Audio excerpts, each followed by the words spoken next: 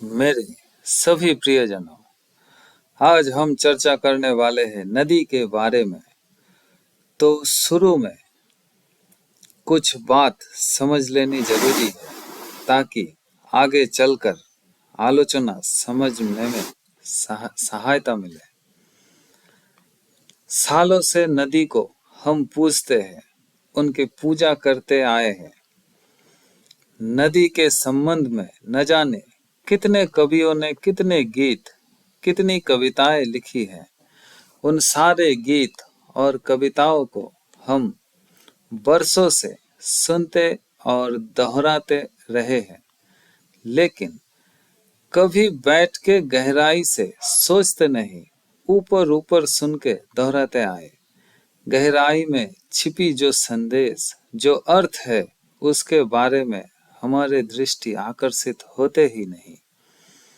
और ना होने को वजह भी है, शायद किसी चीज को आर पार देखने की जो दृष्टि है वो हमें अभी तक उपलब्ध नहीं हुई है, या हमारे सोचने की जो ऊपरी क्षमता है, हम अपने बुद्धि का ज्यादा से ज्यादा 5 या 10% ही इस्तेमाल कर पाते हैं। तो ये बात उसके बहुत ऊपर की सोच की बात है। सोचने की क्षमता चाहिए, लेकिन हम इस बारे में असमर्थ हैं। या यह भी हो सकता है हमारे पास देखने की जो आंख चाहिए चीजों के आर पार, वो हम पैदा नहीं कर पाए अभी तक, इसीलिए हम वंचित रह जाते हैं आर पार देखने से।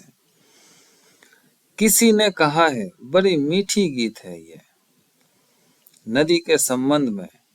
ये जो नदी है वो धीमी धीमी अपने हिसाब से सागर में जाके गिर रहा है, और कितने बातें उससे मैं पूछ रहा हूँ, लेकिन पूछने के बाद भी नदी हमसे शब्दों में कुछ नहीं कहता है। लेकिन क्यों नहीं कहता? एक नदी की आत्मकथा तुमने कभी गौर किया? अपने साथ कितनी गाथाएं लेके चलती रहती है प्रति पल। पहाड़ से पैदा होके अपने साथ सिर्फ चंचल गति को लेके उद्दाम साहस के ऊपर कितनी मील, 100 मील, 1000 मील या उससे भी ज्यादा अनजाने, अनचिन्ही रास्तों पे यात्रा करते रहते हैं, सागर की खोज और प्यास में। रास्ता मालूम नहीं, रास्ते में कितने उतार चढ़ाव, कितनी बाधाएं अतिक्रम करके दौड़ती रहती है अनजान मंजिल की तरफ। सागर उससे कितनी दूर है उसकी कोई फिक्र नहीं, लेकिन एक आस है, एक आस के सहारे कि मिलन होगा, चाहे कितनी भी दूर यात्रा करना क्यों ना पड़े, लेकिन करती है। तुम सोचते हो ऐसे ही मिल जाते हैं मंजिल? असहाय होके तरफ के मारे जब तक कोई जार जार ना हो जाए, तब तक मंजिल मिलते नहीं। और मंजिल जब तक नहीं, तब तक चैन नहीं दीवानों को। कितनी बाधा, कितनी असहायता, कितनी प्रतिकूल परिस्थिति पार करने के बाद जब नदी बिना हार माने चलती ही जाती है, तब जाके मिलती है सुख सागर से एक होने का। और जब सागर में गिरती है तो अपनी सारी गति, सारा दुख, सारा गाथा, सारा असहायता को सागर की गहराइयों में डुबा के नदी तब नदी नहीं रहती। नदी सागर से मिलने के बाद सागर बन जाती है।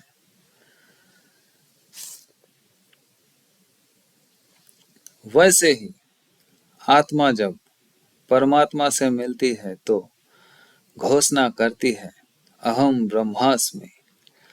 मंसूर उद्घोषणा करते हैं अनल हक की। क्राइस्ट घोषणा करते हैं मैं ही मार्ग हूँ। कृष्ण बोलते हैं मैं ही ब्रह्म हूँ। इन सब बातों की जब आत्मा का परमात्मा से मिलन होता है तब आत्मा परमात्मा में लीन हो जाता है। अपने को उस परम से मिला के तब पता चलता है मैं तो हूँ ही नहीं, जो है वो परमात्मा है। अपने को मतलब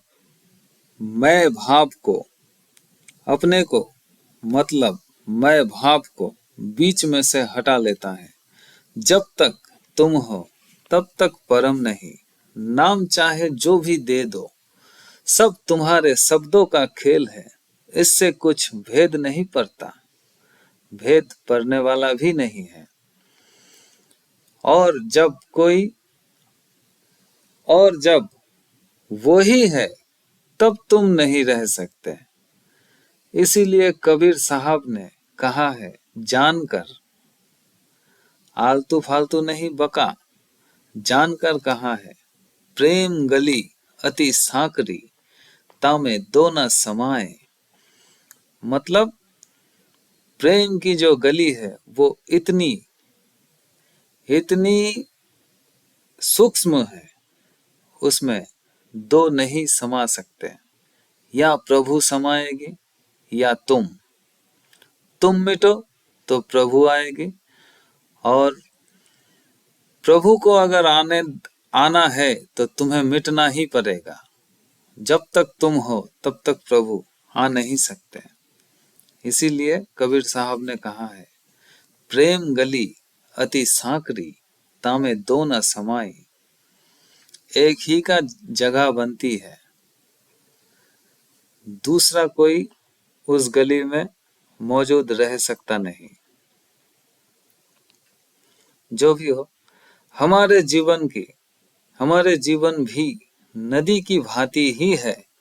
थोड़ा समझने का प्रयास करो। नदी कहाँ से आती है? पर्वत की बर्फ से। बर्फ आती है मेघों से। मेघ कहाँ से आती है? सागर में से। और अंत में नदी जाके गिरती है फिर सागर में ही। तो बताओ शुरू कहाँ से और अंत कहाँ पे? असल में ना कहीं शुरू है ना कहीं है अंत। ये सृष्टि है। इसीलिए भारतीय मुनि ऋषि ने इसे संसार कहा है। संसार का मतलब है चाक, दी व्हील, एक वर्तुल है जहां सिर्फ परिवर्तन, हर एक चीज की नियति है। तुम लाख ठहराने का कोशिश करो, ठहरता नहीं कुछ। इसीलिए दुख है आदमी के जीवन में। सोचने की ढंग में गलती की वजह से दुख है जीवन में। बच्चा जवान होगा और जवान बूढ़ा होगा, फिर से मरेगा। ये जीवन का अति साधारण सरल प्रवाह है।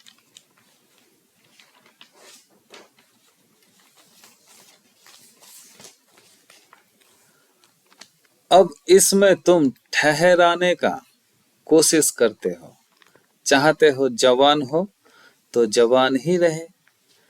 जवानी को रुकाने की कोशिश करने लग जाते हो। तुम दौड़ते हो हर्बल प्रोडक्ट के पीछे, तरह तरह की डॉक्टर्स के पीछे, और डॉक्टर भी तुम्हें खूब चूसते रहते हैं दवा दारू दे के।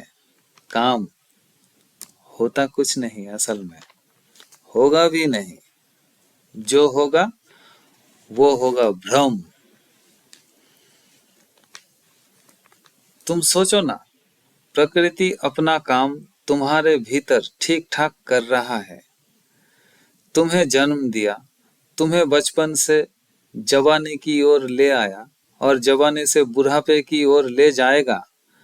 फिर अंत में ये शरीर जब तुम्हें रखने योग्य नहीं रहेगा, तब तुम्हें फिर से किसी नई शरीर में पहुंचा देता है। यही प्रवाह है, यही सरलता है। और तुम प्रकृति की इस काम की बीच में खड़े हो गए, आरे बन के।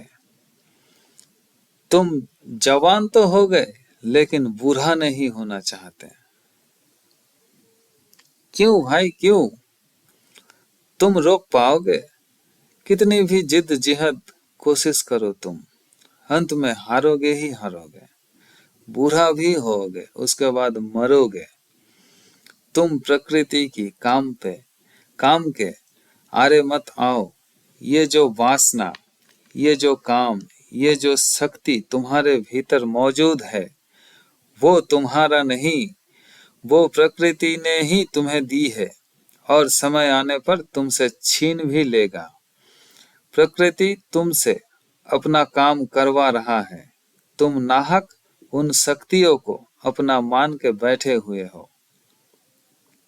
तो दुख इस बात से पैदा होती है। अब सोचने वाली बात यह है कि प्रकृति की द्वारा दिए गए शक्ति और ऊर्जाओं को तुम इस्तेमाल कैसे करते हो, इसके ऊपर।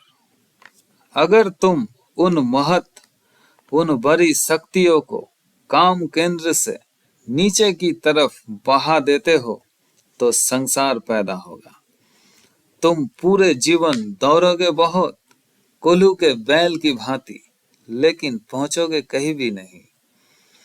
और अगर तुमने उन विशाल ऊर्जाओं को ऊपर की तरफ ले जा सके, तो आध्यात्म का जन्म होगा। तुम इस संसार की चाक से निकल सकते हो छलांग लगा के। तुम्हारे अंदर जो बीज है, वो वृक्ष बनेगा एक दिन। उसकी संभावना है। तुम बीज हो, वृक्ष होना, उनमें फूल लगना, उनमें फल लगना, उनमें से सुगंध उड़ना तुम्हारा स्वभाव है। उसके शाख में फूल आएगा, फूल के साथ आएगा सुगंध, जो उड़ता ही रहेगा, जो उड़ता ही रहेगा सदियों सदियों तक। तुम उस परम प्रिय से मिल पाओगे। तुम अमृत पुत्र हो, तुम अमृत हो, ये तुम जान सकोगे। इस जन्म मरण की चाक में से निकल पाओगे। तुम मुक्ति पाओगे परमात्मा से मिलके। ऊर्जाओं को ऊपर ले जाने के लिए योग में बहुत सारी विधियां उपलब्ध है। उसके बारे में मैं आगे चर्चा करूंगा। आज इतना ही। मेरे बात को इतने प्रेम पूर्वक सुनने के लिए मैं बहुत बहुत आभारी हूँ आप सबका। अंत में सबके भीतर बैठे हुए अपने अपने आराध्य का